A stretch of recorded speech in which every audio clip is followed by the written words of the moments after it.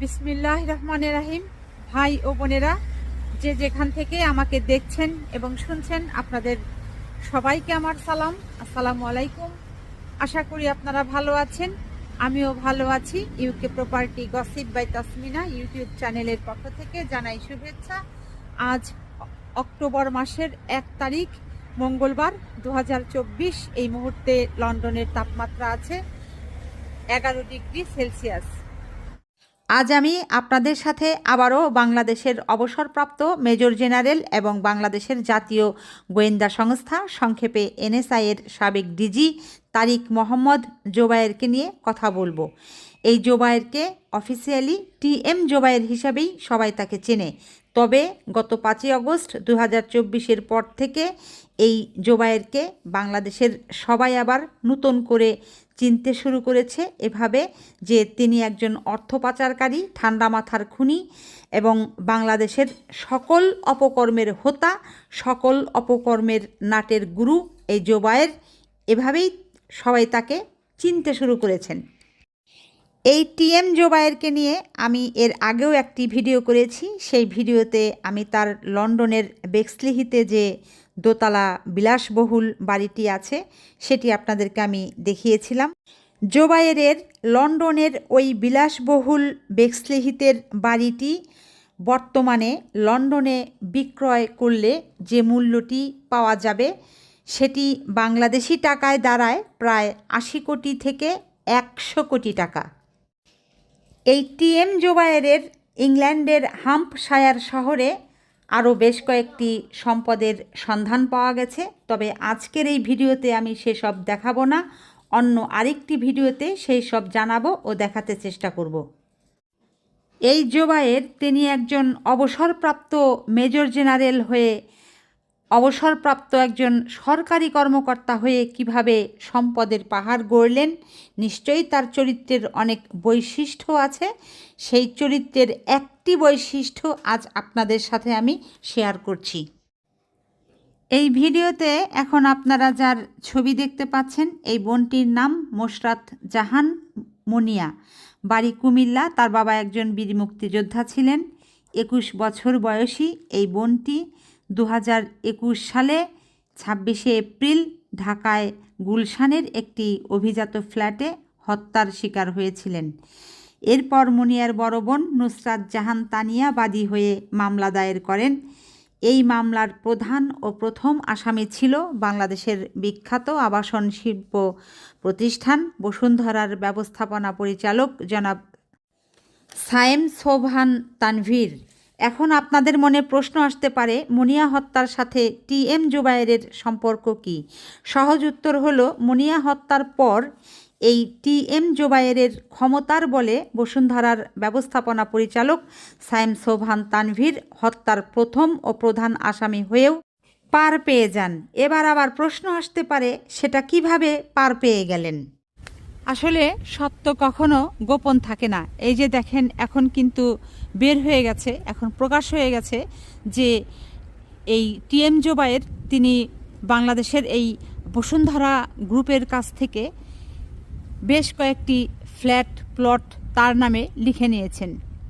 বিনিময়ে তিনি এই মুনিয়া হত্যা মামলার যিনি প্রধান আসামি বসুন্ধরা গ্রুপের ব্যবস্থাপনা পরিচালক সায়েম সোবহান আনভীর, তাকে এই হত্যাকাণ্ড থেকে নাম কাটিয়ে দিবেন। এজন্য তিনি এই বসুন্ধরার কাছ থেকে অনেকগুলো ফ্ল্যাট প্লট তার নিজের নামে লিখে নিয়েছেন। বাংলাদেশের এই টিএম জোবায়ের তিনি এনএসআইয়ের ঊর্ধ্বতন একজন কর্মকর্তা ছিলেন। এই কর্মকর্তা বাংলাদেশে হেন কোনো সেক্টর নাই, এমন কোনো আকাম নাই যে সেই আকামের তিনি গুরু না, সে আকামের তিনি হোতা না। আর এই সমস্ত আকাম কুকাম তিনি করতে পেরেছেন হলো এই শেখ হাসিনা এবং শেখ রেহেনার সরাসরি ছত্রছায়ায় এই লোকটি থেকেছিলেন।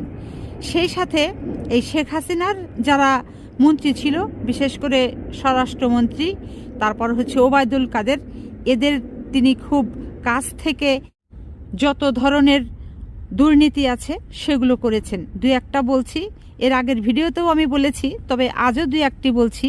যেমন অর্থ পাচার, বাংলাদেশ থেকে তিনি বিপুল পরিমাণ অর্থ পাচার করে দিয়েছেন।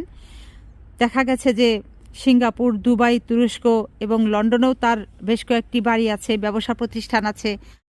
এই টিএম জুবায়েরের ঢাকা শহরে উত্তরা, গুলশান, বনানী, ধানমন্ডি এমন কোথাও নেই যে নামি দামি বিলাসবহুল তার বাড়ি নেই, প্লট নেই। কোথাও কোথাও তার আবার 10 তলা বিল্ডিংও আছে। ওদিকে গাজীপুর, শ্রীপুর, সাভার এই এলাকা দিয়েও তার বেশ কয়েকটি শিল্প কারখানা, ফ্যাক্টরি আছে। তারপর হচ্ছে টেক্সটাইল মিলস আছে, অনেক কিছু। তার যে কত সম্পদ এটি বলে শেষ করা যাবে না। তার মাদারীপুরে তো কিছু জায়গা আছে, ওইখানে অন্য কোনো মানুষের ল্যান্ড রেজিস্ট্রিতে খোঁজ নিয়ে দেখা গেছে অন্য কোনো মানুষের নাম নেই, শুধু এক ছত্র অধিপত্য তার, শুধু তার নামে শুধু জমি আর জমি। শুধু সে তার নিজের এলাকাতেই করেনি, সে তার যে শ্বশুর বাড়ি ভোলা, সেখানেও তার বিশাল সাম্রাজ্য, সম্পদের পাহাড় গড়েছে সে সেখানে। এরপর বাংলাদেশের বাহিরে দুবাই, তুরস্ক, তারপর হচ্ছে যুক্তরাজ্যে তার বেশ কয়েকটি বাড়ি আছে, রেস্টুরেন্ট আছে, আরও অনেক ধরনের ব্যবসা আছে। তো এখন আমি যেগুলো আপনাদেরকে বললাম, এগুলো মনে করেন যে সমুদ্র থেকে ওই 1 গ্লাস পানি উঠালে যা হয় অতটুকু পর্যন্ত আমি বলতে পারলাম। এর বাইরে তো তার আরো অঢেল সম্পদ। এখন চিন্তা করেন যে একজন সরকারি কর্মকর্তা হয়ে তার কি করে এই ধরনের অঢেল সম্পদ হয়, কোথায় তার টাকার এই উৎস আপনারা বলেন। আবার অনেকেই কমেন্ট বক্সে এসে বলবেন ওনার বাপ তো জমিদার ছিল। না, ওনার বাপ জমিদার ছিল না। ওনার বাপ নিষিদ্ধ একটি রাজনৈতিক দল সর্বহারা পার্টির একজন নেতা ছিলেন, তার মৃত্যু হয়েছে। তো বুঝতেই পারেন এই এটিএম জুবায়ের, যার বাড়ি বাংলাদেশের মাদারীপুর জেলার কালকিনি থানার রমজানপুর গ্রামে। এই গ্রামের তিনি কৃতি সন্তান নাকি কুসন্তান, সেটি আপনারা পরে কমেন্ট বক্সে আমাকে জানাবেন প্লিজ। আসলে এই টিএম জুবায়েরের আমল নামায় যে কত কিছু আছে তা বলে শেষ করা যাবে না। তো আরেকটি ওনার ঘটনা বলছি, সেটা হলো তিনি যখন এনএসআইতে জব করতেন, ওখানকার তিনি সর্বোচ্চ কর্মকর্তা ছিলেন, তখন 50 জনকে এনএসআইতে উনি জব দিয়েছেন এবং তাদের কাছ থেকে জন প্রতি 20 লক্ষ টাকা করে ঘুষ গ্রহণ করেছেন। এই হচ্ছে টিএম জুবায়ের। তিনি বাংলাদেশ থেকে কোটি কোটি টাকা অর্থ পাচার করে দিয়েছেন বিদেশে। যা হোক, অলরেডি আমি তো বলেছি যে বাংলাদেশের একজন সেনা কর্মকর্তা অলরেডি তার বিরুদ্ধে এই বাংলাদেশ থেকে বিদেশে অবৈধভাবে অর্থ পাচার করেছেন এই মর্মে, এবং অবৈধভাবে তিনি সম্পদের পাহাড় গড়েছেন এই মর্মে দুদককে অবগত করেছেন এবং অভিযোগপত্র দাখিল করেছেন। এখন সেই অভিযোগ যাচাই বাছাইয়ের পর হয়তো তাকে আটক করা হবে।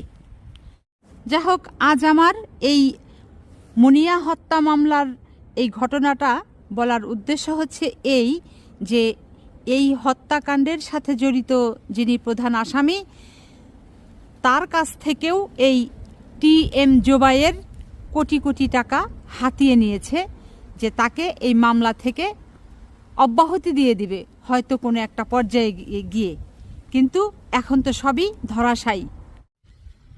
তো শুনলেন তো আপনারা যে এই টিএম জুবায়ের মানে কিভাবে ওত পেতে থাকতেন, যে কোন জায়গায় থেকে কিভাবে কোন লোককে ধরলে পয়সা কামানো যাবে।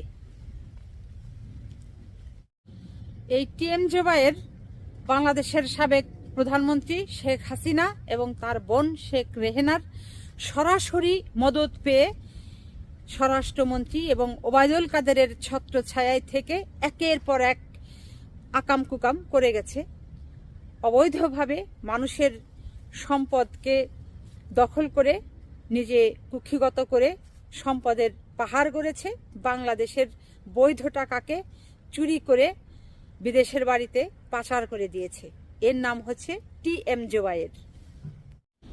এই টিএম জুবায়েরের নাম বাংলাদেশে হয়তো অনেকেই জানে না, তো বাংলাদেশের মানুষের এখন উচিত এই টিএম জুবায়েরের যে অপকর্মগুলো আছে এক এক করে বলাবলি করা, পত্রপত্রিকাতে প্রকাশ করা এবং তাকে গ্রেপ্তারের জন্য জোর দাবি জানানো। আপনারা বাংলাদেশের মানুষ যারা আছেন সবাই তার বিরুদ্ধে কথা বলেন, আওয়াজ তুলেন যে তাকে গ্রেপ্তার করতে হবে। কারণ হচ্ছে সে দেশের শত্রু, দেশের মানুষের শত্রু। সে বাংলাদেশের হাজার হাজার কোটি টাকা বিদেশে পাচার করে দিয়েছে। পাচার করে দিয়ে তার নামে, তার বইয়ের নামে, তার ছেলের নামে, তার পরিবারের সদস্যদের নামে কোটি কোটি টাকার সম্পদ করেছে। তিনি একজন সাধারণ সরকারি কর্মকর্তা হয়ে এই সব টাকা কই পেলেন? এই সমস্ত টাকার উৎস কোথায়? এগুলো টাকা তিনি বাংলাদেশের মানুষের কাছ থেকে ঘুষ নিয়েছেন, চাঁদাবাজি করে নিয়েছেন। তারপর হচ্ছে বিভিন্ন প্রকল্পের নামে তিনি টাকাগুলো মেরে দিয়েছেন। এমন কোনো হেন আকাম নাই যে এই টিএম জুবায়ের তার কলমের খোঁচা দিয়ে করেননি, তার মাথার বুদ্ধি দিয়ে করেননি।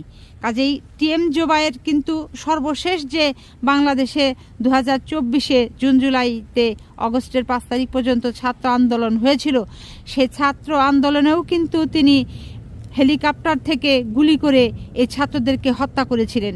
তিনি সরাসরি ছাত্র হত্যার সাথেও জড়িত। কাজেই একজন হত্যাকারী সে কি করে এখনও আটক হয় না, এখনও সে গ্রেপ্তার হয় না? এটি আপনারা জোর দাবি জানান, আওয়াজ তুলুন যে তাকে অতি দ্রুত সময়ের মধ্যে যেন গ্রেপ্তার করা হয় এবং আইনের আওতায় আনা হয় এবং তার যেন বিচার হয়, দৃষ্টান্তমূলক শাস্তি হয়। বাংলাদেশে যেন আর কোনো দিন কখনো এরকম টিএম জুবায়েরের মতো অফিসার পয়দা না হয়, জন্ম না হয়, সৃষ্টি হতে না পারে, সেটি কামনা করে আজ এখানেই শেষ করব। সবাই ভালো থাকবেন, সুস্থ থাকবেন এবং আমার জন্য দোয়া করবেন। আমার এই চ্যানেলটিতে লাইক, কমেন্ট, শেয়ার এবং সাবস্ক্রাইব করবেন। আসসালামু আলাইকুম, আল্লাহ হাফেজ।